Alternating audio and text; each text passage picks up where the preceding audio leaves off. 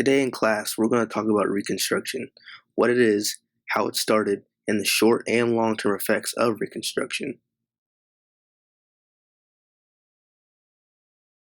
Reconstruction is the time after the Civil War when President Lincoln abolished slavery in the South. Not only did the president abolish slavery, but gave freed slaves birthrights and the right to vote. On January 1st, 1863, 2 years since the Civil War started, President Lincoln issued the Emancipation Proclamation, which abolished slavery in the South and gave the right for blacks to vote.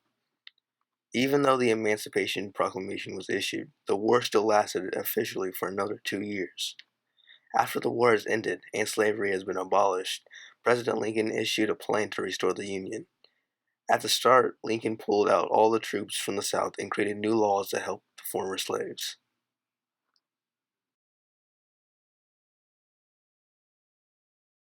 The start of Reconstruction gave free slaves many short-term effects. With Reconstruction, blacks could go to school and get somewhat of an education. It gave blacks the ability to vote, sign documents, and legally marry. Reconstruction also gave blacks the ability to hold office in government. While all these are great, they really didn't last long, or they weren't reinforced. Even though blacks were allowed to vote, the South made laws that made it near impossible to do so if you were black. Even though children can go to school, the education wasn't as good as the white schools, and the buildings were usually in poor condition.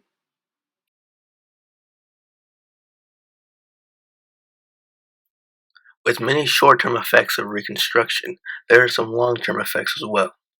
One of the long-term effects of Reconstruction was that slavery was abolished for good. Slavery did not happen during the Reconstruction, but sharecropping did. After the Civil War had ended, plantation owners started sharecropping, which was basically slavery, but the workers could leave anytime they wanted.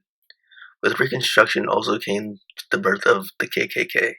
Since Reconstruction started, the KKK was created to abuse, rape, murder, and much more to the freed slaves.